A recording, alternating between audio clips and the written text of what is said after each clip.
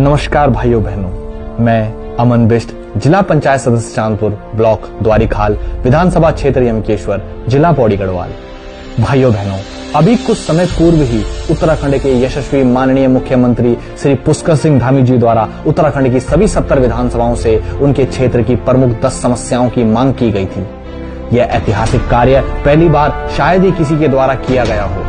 आज हम बात करेंगे उन 10 मांगों की जो यमकेश्वर विधानसभा की माननीय विधायक श्रीमती रेणु बिष्ट जी द्वारा माननीय मुख्यमंत्री जी को भेजी गई हैं, जिन्हें नाम दिया गया है यमकेश्वर के 10 कदम।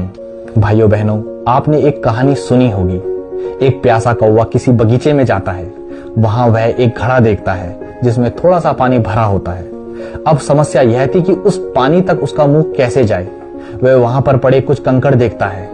अब वह एक एक करके कंकड़ उस घड़े में डालता है और जैसे जैसे कंकड़ उस घड़े में भरते हैं, पानी का स्तर ऊपर होता रहता है और फिर वह कौवा उस पानी को पी लेता है, अपनी प्यास बुझाता है।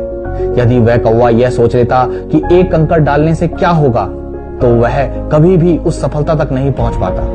तो साथियों, यमकेश्वर विधानसभा के द्वारा माननीय मुख्यमंत्री जी को दी गई ये 10 मांगे वो 10 कदम होंगे जो यमकेश्वर विधानसभा के विकास के उस पथ पर एक बहुत बड़ा मार्ग तय करेंगे।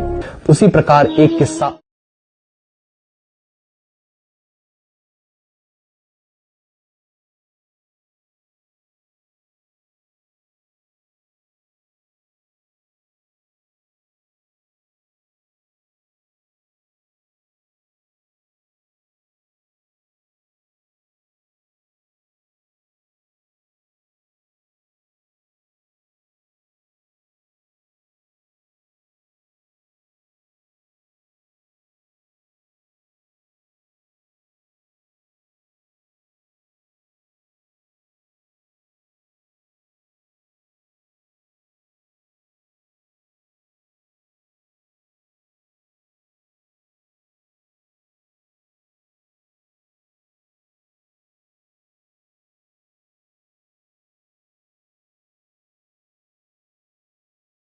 पहुंचा सके। भाइयों बहनों, एक नया उदाहरण अब इस उत्तराखंड में दिया जाएगा और वह उदाहरण होगा एक पहाड़ी विधानसभा के उदय का।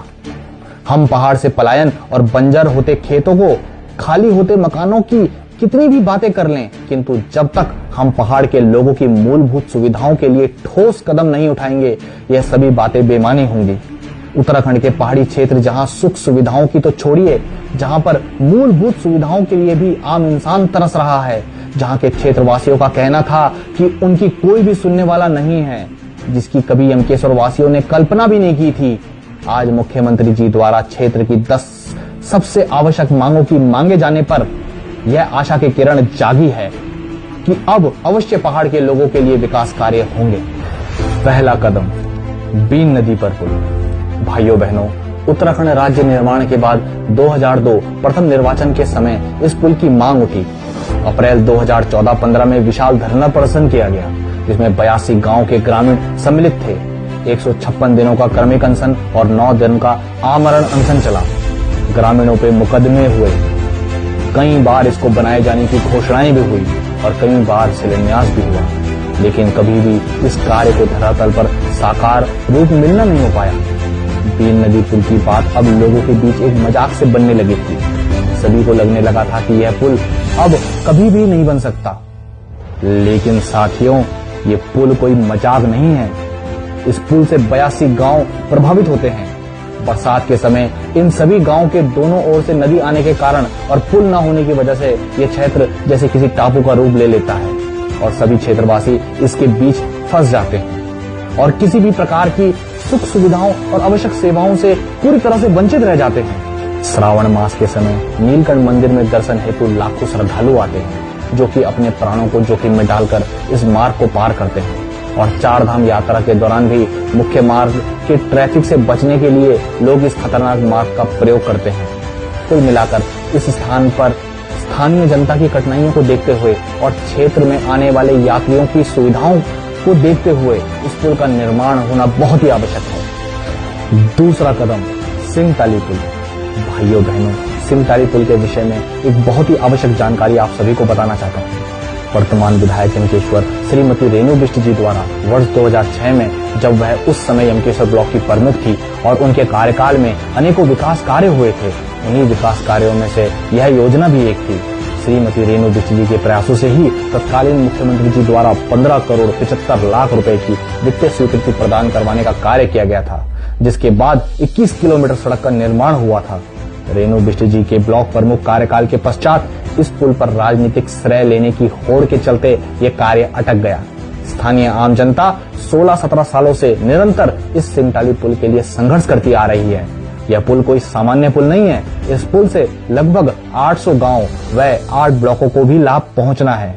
यह पुल यमकेश्वर विधानसभा की एक महत्वपूर्ण मांग है। तीसरा कदम, यमकेश्वर के अंतर्गत पीपल कोठी से दुगड्डा तक सड़क चौड़ीकरण एवं डामरीकरण का कार्य। भाइयों बहनों, किसी भी क्षेत्र के विकास की सबसे पहले मांग होती है सड़क। आपके क्षेत्र में जिस प्रकार की सड़क है वह निर्धारित करती है कि आपके क्षेत्र में किस प्रकार का विकास होगा। पीपल कोठी से दुगड्डा तक जो ये सड़क है, ये इतनी संकरी और बदहाल है कि इसके कारण इस क्षेत्र का किसी भी प्रकार का विकास नहीं हो पाया। यदि इस सड़क का चौड़ीकरण एवं डामरीकरण का कार्य हो जाए तो इस क्षेत्र की सुंदरता ऐसी है कि यहाँ पर्यटकों का आना बढ़ सकता है। पर्यटकों के आने का अर्थ है स्थानीय क्षेत्रवासियों को रोजगार के पर्याप्त अवसर और साथ ही साथ स्थानीय निवासियों के लिए कई प्रकार की अन्य सुविधाओं भी सुगम होना, विशेषकर आपातकालीन और मूलभूत सुविधाएं। यह मार्ग यमकेश्वर विधानसभा का एक मुख्य मार्ग है। इसका चौड़ीकरण और डामरीकरण होना अति आवश्यक है।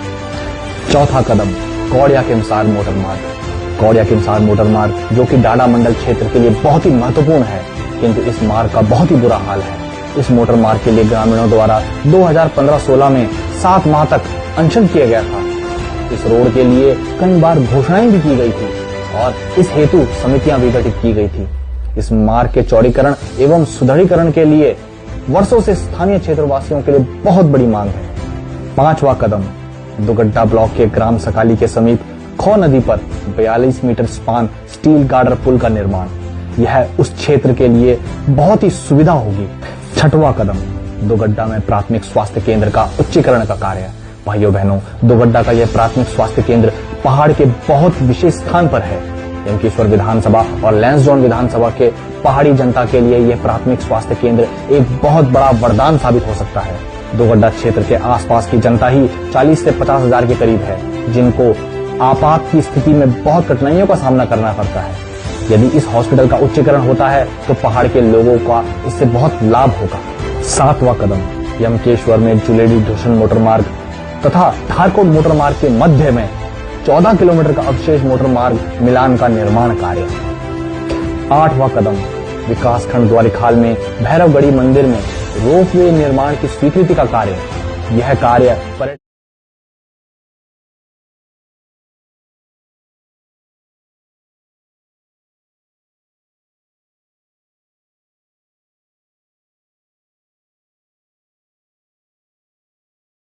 महादेव मंदिर अत्यंत पौराणिक एवं ऋषिकेश के सबसे पूजनीय मंदिर में से एक है और पूरे देश में प्रसिद्ध है, जहां पर प्रतिवर्ष लाखों श्रद्धालु जलाभिषेक के लिए एकत्रित होते हैं। किंतु दुर्भाग्यवश नीलकंठ क्षेत्र आज तक मेरा क्षेत्र घोषित नहीं हो पाया है और इस हेतु बहुत पहले ही प्रयास हो जाना चाहिए था, जिससे स्थानीय क्षेत्रवासियों को और आने वाले पर्यटक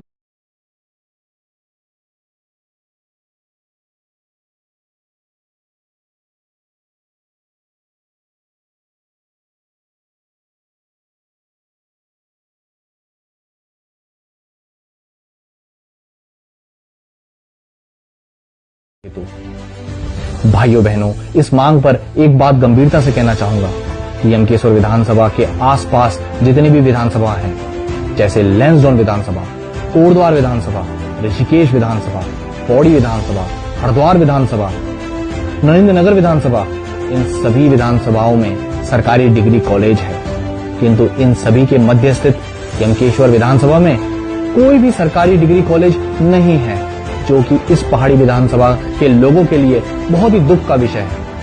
ये दुर्भाग्य है हमारे पहाड़ी भाई बहनों का कि उत्तराखंड बनने के इतने वर्षों बाद भी ऐसी आवश्यक सुविधाओं से वो वंचित हैं। मेरा ये मानना है कि पहाड़ में पलायन का सबसे बड़ा कारण शिक्षा की कमी है।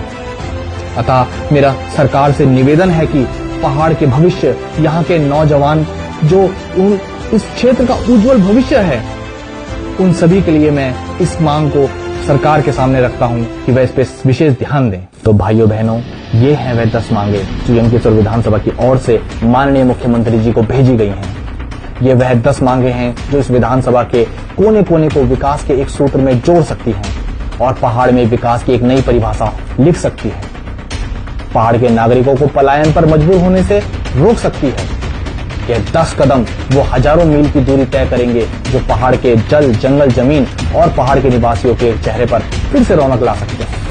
यमकेश्वर विधानसभा का नागरिक होने के नाते मैं माननीय विधायक श्रीमती रेणु बिष्ट जी को बहुत बहुत धन्यवाद देता हूं, जिन्होंने माननीय मुख्यमंत्री जी के आह्वान पर एक जिम्मेदार विधायक होने के नाते अपनी पहाड़ी विधानसभा की समस्या से अविलंब माननीय मुख्यमंत्री जी को अवगत करवाया और उत्तराखंड के यशस्वी माननीय मुख्यमंत्री जी श्री पुष्कर सिंह धामी जी को मैं हार्दिक धन्यवाद देता हूं, जिन्होंने सभी विधानसभाओं को निष्पक्ष अपनी मांग रखने को कहा।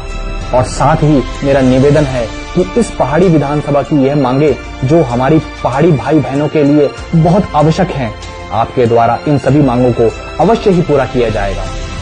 जय पहाड़, जय उत्तराखंड, जय यमकेश्वर महादेव।